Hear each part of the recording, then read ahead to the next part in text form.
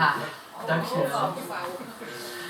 Het eerste is uit de bundel Minnezinnen in Moerstaal. Een koeierheur aan de haak slaan. Je komt uit als wijk, zie brunette, maar je binnen niet de eerste de beste balie kleuvert. Guppekop knijert of schriepert, meneer op staand ben jij. Ik ben maar een natte krant met spaties, zo'n ordinaire arbeidersjuffer en uwe zit er wermpies bij. Hij zei, je moet niet zo plat praten, maar ik wil best weten dat ik uit Utrecht kom, waar. Bennen van de Rooiebruggers, Rooie Sanna bennen mijn naam. Mijn moeder het alle dag gezegd, met de vurige nagels holt hij de vloeken uit je keel en dacht hij dat ik voor jou aan het wiegetouw ga trekken. Maar ik laat me niet zomaar afrachelen. Dat meisje komt zo van de moer af. Wat dacht je hoor? Ik denk dat ik vrij ben om te chansen en te sjorren met een slavoier. Maar nee, ik wil een kroetsie met u meneer, dat ik u zijn hoort. Lekker prutsie, schatsie van me. Dat we met z'n hele Pasen en Pinksteren bloot en dat we kutjes en arsies met smok in de sla-emmer op bed gaan en we mondags in de brand staan.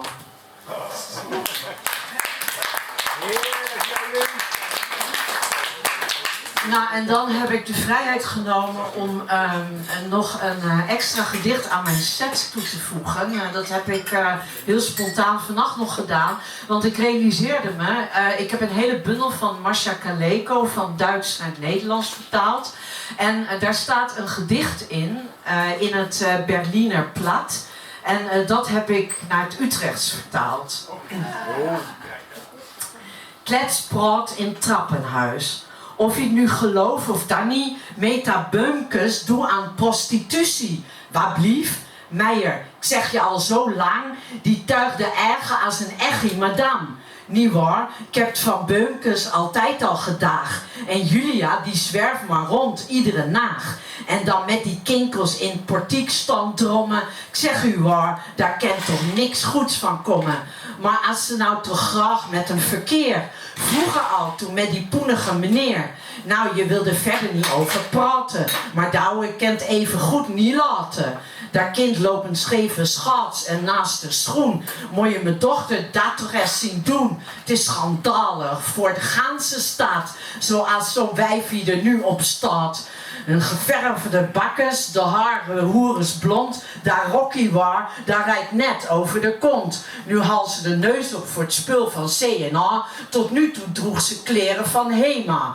Nu vraag ik u, waar heeft ze het vandaan? Sinds Pasen niet ene uit werken gegaan. Bij de soos-tempelen, nachten vol met dans. En op zondag riek het naar gebraaide gaans. En dat moet ik geloven. Waar, laat me niet lachen. Dat moet meisjes zelf weten. Het is haar hachie.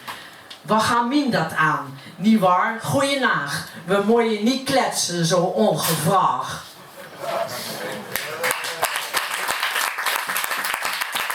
En het volgende heb ik een aantal jaar geleden voor een dichtwedstrijd ingezonden, de Parade der Poëten. En dat was her en der in de regio Utrecht waren dat verschillende wedstrijden. Nou ja, zo ook in het Eemland.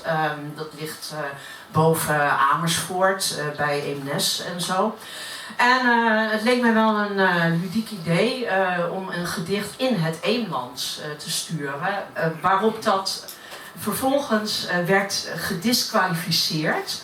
Want volgens de jury was het geen Eemlands, maar Gelders. Maar dat is gewoon gelul. Want Eemlands is een soort mengelmoes van Utrechts, Goois en Gelders. Dus daarom wil ik dit u niet onthouden. Scheumen langs de Eem.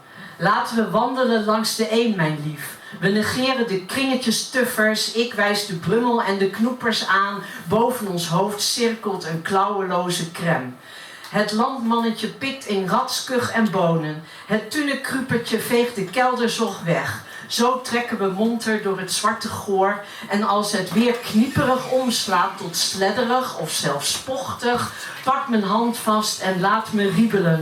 Dan worden we blauw van de jenever, maar niet van de kou. De tumel is voor later.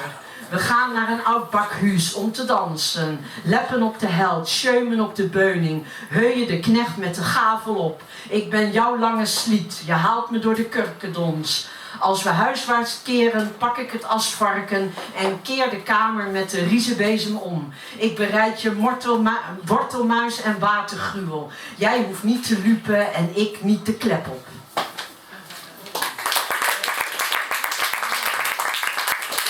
En tot slot was ik ervan uitgegaan dat dit een erotische dichtmiddag zou zijn. Erotische gedichten in de moerstaal. En dit is een gedicht uit de serie Vertalerswilde van Stichting Spleen. En dat is een antwoord op een gedicht van Giorgio Baffo, getiteld Over de impotentie van zijn pik. En daar heb ik op geantwoord met over de potentie van haar kit. O vriend, vergeet toch uw haperende pik in dat konijnenhol. Het is al te vol met de afdronk van de aanbidders die u voorgingen. En zo'n zachte drol in de kont is werkelijk waar geen pretje.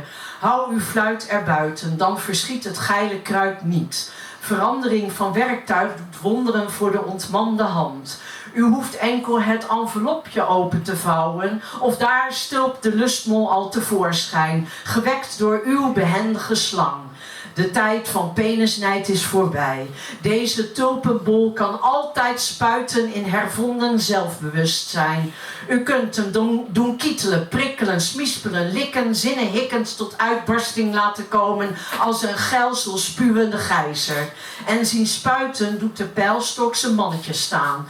Schuift de koperen roeden voluit van elkaar en danst de flamenco op haar klepperende castagnettes. Dan bent u precies waar u wezen moet. In het epicentrum van het genot.